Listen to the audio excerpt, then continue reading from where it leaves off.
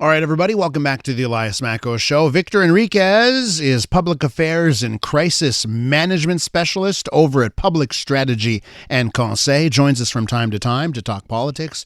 And what an opportunity today affords us as the Liberal Party of Quebec is in the midst of quite the PR crisis. Victor, welcome back to the program. Thanks, Elias. Okay, everything that we know of this week, I guess the question that I have for you is, what does the Liberal Party of Quebec have to do right now to get beyond this crisis, to get through this crisis? To put on your crisis management hat, what do they need to do right now? You know, what's different and difficult in this crisis, Elias, is that we don't know all the facts. And that's the main issue we have, because there have been two stories going ahead at the same time, but we don't know what connects those two stories. First of all, we have the story of Mara Risky, who decided to get rid of her chief of staff, who in reality is Pablo Rodriguez's chief of staff. Because Mara Risky is just there to be the parliamentary leader, but the real leader is Pablo Rodriguez. So she got rid of the chief of staff on Monday. We don't know yet exactly what happened between them. But at the same time, there's a second story, which is the story of the leadership text, what I will call the Brownies Gate. Yes. Where we don't know exactly what's going to happen, because right now there's an inquiry. Is the UPAC going to get into it? Because what we understand is that maybe there were some votes who were bought by an MNA with the complicity of a CACist MNA. So it's very difficult for the Liberal Party to manage the crisis, because you can manage the crisis when you know all the facts. And right now, they don't have all the facts, so they have to be very careful on what they're saying, because you don't want new things to contradict what you are saying publicly. And of course, and all these things are like unconfirmed allegations where we simply don't know, and we got to be very careful, right? Because of all this stuff, it's just not known. We have a lot of unnamed sources and a lot of unknowns here. Now, I want to ask you, Victor, when you saw Pablo Rodriguez do that press conference earlier in the week, where he tells journalists, "I'm here, I ain't going anywhere until I answer every single question. Look at me, I'm super transparent here." What did you make of that first? And there's going to be another press conference coming up in a couple hours. But what did you make of that first press conference? You know, I think he was not prepared enough for me to answer to all the questions. You know, when you're asking people to give you all the questions, you're supposed to be ready to answer to them. And right now, I'm pretty sure the same thing today. He doesn't have all the facts. So I think it was a good thing for him to come out. He wants to be transparent, and he knows that the Liberals don't have any risk to take with integrity. Because of their history, because of what happened with Charbonneau and all that, they cannot let an integrity crisis go on very long, because they're going to lose the confidence of the people. And 9 months from an election, it's going to be critical for them. So I understand the attitude of Pablo Rodriguez, but I think at the same time, there was too much confusion on the facts. There was too much to know yet. I don't think they have all the answers yet. And I would have liked to understand what the process was. Because, you know, Elias, in a crisis, the process is more important than the people. What gives confidence to the public is the process. It's not only the people. Because, you know, you can trust Pablo Rodriguez or not. Depends on the opinion you have on him, on the history you have with the party. But the process is something, whether you trust or not, it's based on the facts you have, and it gives you the chance to have real transparency.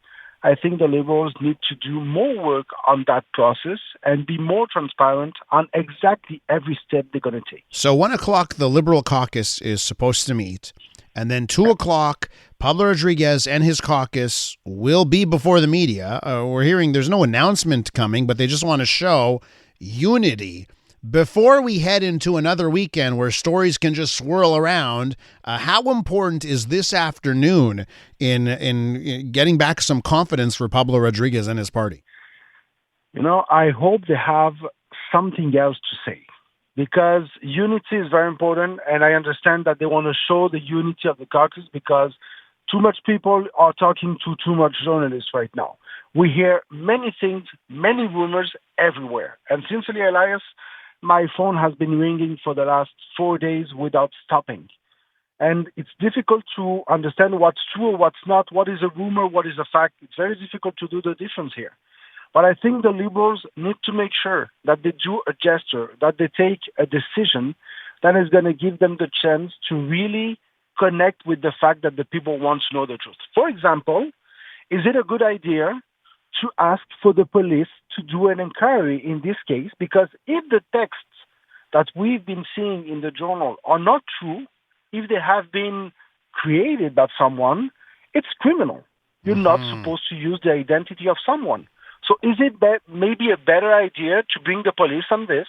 Maybe Ms. Lacoyan, the MNA for Chomedey, she should do a complaint because it's a stolen of her identity right now. So I'm expecting for another level of action here from the Liberals because sincerely what they've been doing is not enough right now. You know, Victor, we all know that politics is a dirty business. It always has been, always will be. Just how much do you think is this dirty politics that we're seeing right now? I think it's very dirty because sincerely, and I hope I'm right on this, I cannot understand people be that stupid, thinking that it's a good idea to do that. Yeah. Unfortunately, every time we think that people are not that stupid, there are some people who are. I think that right now, there's one thing I'm sure is that Geneviève Hans is probably one of the most intrigued people that I've met. Pablo Rodriguez is not a politician that has been into bad things neither. So I don't think those people, and Mara Risky is the same. She's a woman that is known for her integrity. So I think that there's another story behind this that we're going to learn one day. I think it's more of an internal and work relation crisis, but it has been mixed to a rumor who we have to remind that to people have been there for many months because the first time there were rumors about this Brownies Gate, it was in May of 2025, which means that it has been a very long time since journalists and some people in the party have known that there was a rumor and no one thought it was enough, that it has enough credibility to go further with that inquiry. Until this week, when everything comes out all at once. Victor, we got to leave it there. Thanks so much for hopping on today. Thanks, Elias. Victor Henriquez is a public affairs and crisis management specialist over at Public Strategy and Conseil.